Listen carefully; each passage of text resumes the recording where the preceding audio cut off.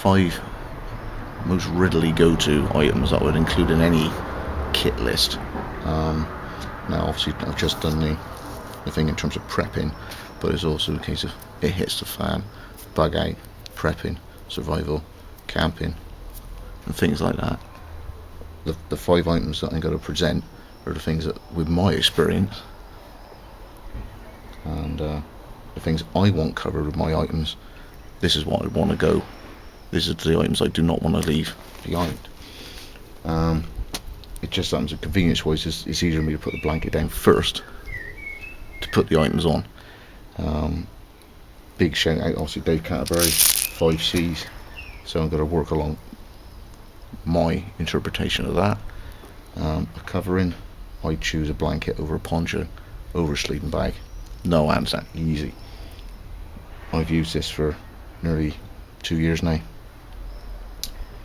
The nights I spent with it, the mist in the mornings, it's still warm, and you get more heat with this than you would off a poncho, and it's not that taxing to put a shelter up of some description that'll shed the rain, shed the weather, hold snow away, but to use something in the natural world to keep me as warm as that, as easy as this does it, I'd much rather take a blanket.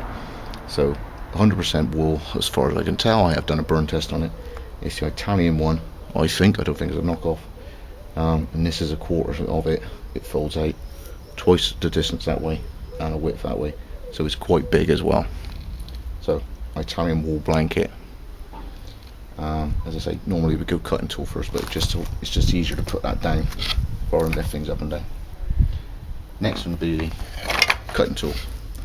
Now, ease of use will be a bushcraft lathe, but capabilities of it is quite limited in terms of what it can actually tackle. So you could go to bigger blades. So we've got a 12-inch machete. And you got a slightly larger one. This is on a convex edge as well, and it's stainless, so that for long term, at least you won't be fighting rust if you have a stainless. Backer BK7 come into the mix, and let's just chuck in a Hudson Bay just because it's big and simple.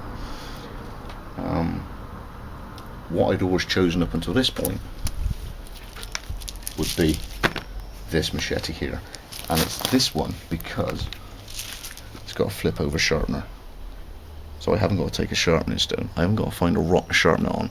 This has got it all in, plus it has a feature on the end of the handle, which is this here, which I also love on that one there. It's just a little bit more confidence at the end of the handle. So of all those, I would choose this one. So if we remove that a second. Now, if there was still a situation where there's civil unrest, the advantage of that over the next thing that portrays the fact that you can wear it, and in its sheath is a bit more innocuous. I've put off this presentation with the situation in London a couple of days ago where there was a blade attack, so I didn't think it was right to present it then.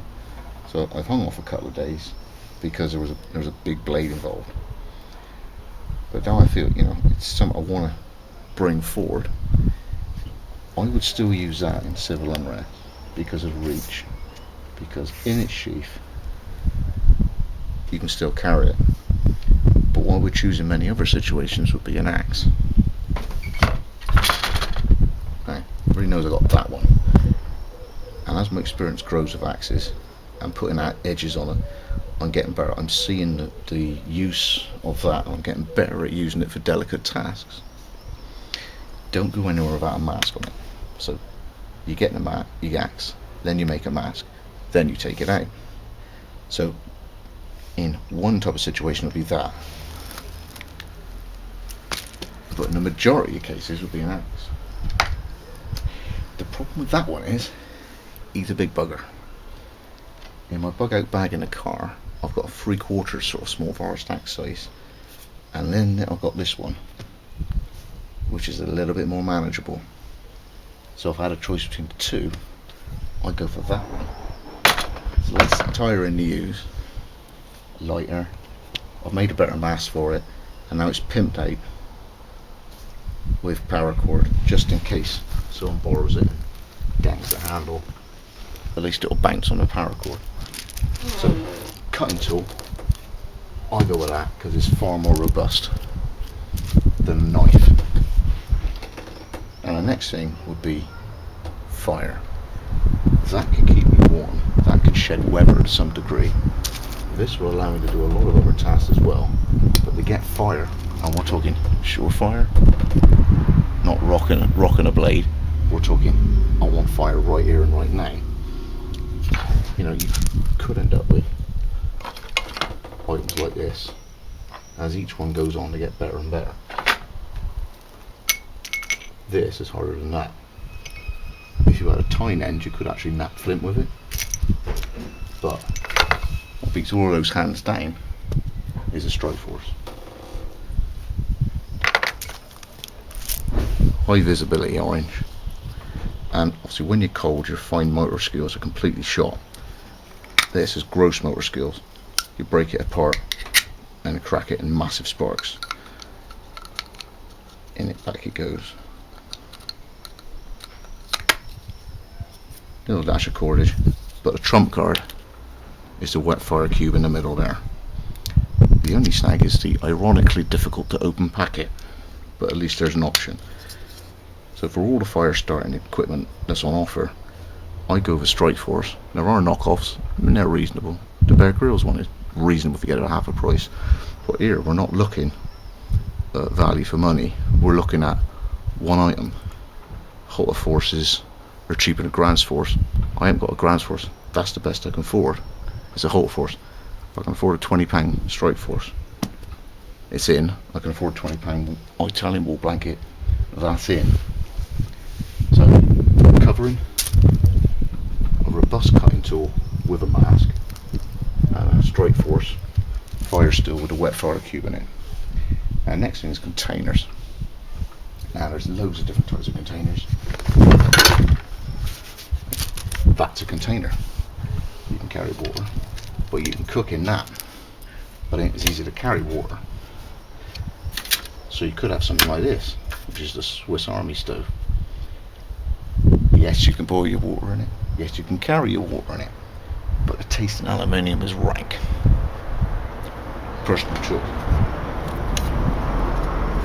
Great on a day out. Brilliant on a day out. Can't knock it for a day out. But I much prefer drinking out of steel. Now, the wide neck on that means you can cook in it. So it's your cooking pot as well. You can make char cloth in it. So it's your char tin as well. You can transport your water. You could even fashion something off the handle. That's better.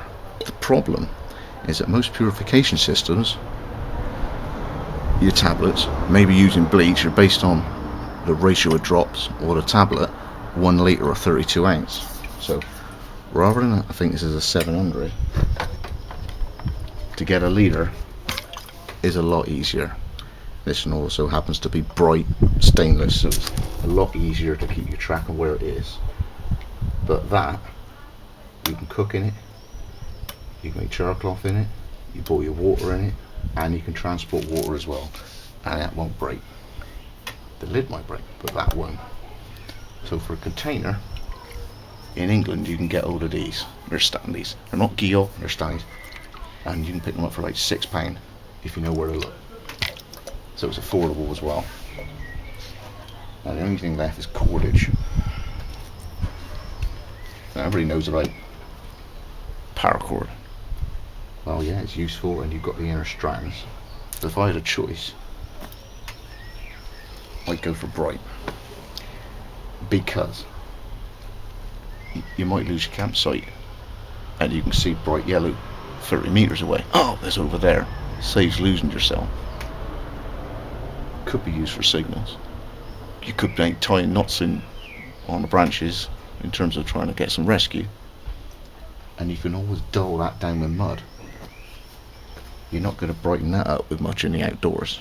So I go with bright yellow or bright orange paracord, and it's the genuine stuff with the 7 strands inside.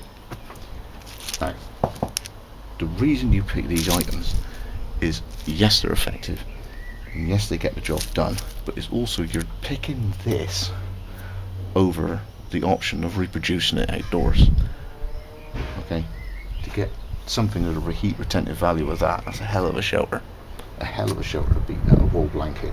For just roll it up, take it. It's portable. So a wool blanket, an axe.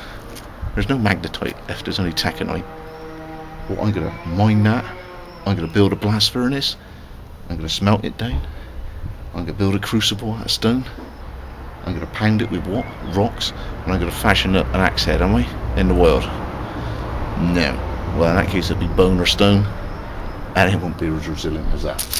That's why I'm picking that up. Bow drill, hand drill, 2 hours. 2 hours if I'm really on form and it's a dry day. Or that, instant fire, 2 to 3 minutes, you're away, and you don't need fine motor skills to make it your. I'm not raising a piece of sheet steel up that much. Raising is where you start with something flat and you end up like beating it into a beautiful shape like a vase. Pain in the butt. Burning out a vessel? Forget it. I ain't wasting time on this.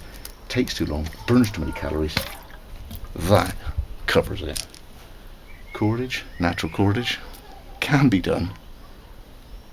It's the calorie game, it's a time game. That weighs nothing. That costs a £5, £6. That does everything, and if you wanted to and took the time, you could take all these little bits out, and then the jacket, you've got 8 cords in one. And it's high visibility, and that's high visibility as well. So in terms of my grab 5 items that cover as much as I possibly can with my experience level, that's what I go for in most situations. Apart from when it comes to it hits the fan, I go for that cutting tool instead, because it's in the sheath and it's just out of the way. Or that or carrying an axe.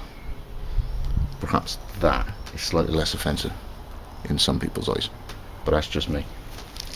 But generally speaking, those. Thanks for your time. Obviously, all the comments and underneath. Scott from Wessex Blades to buy 5 basic items for most scenarios. Thank you.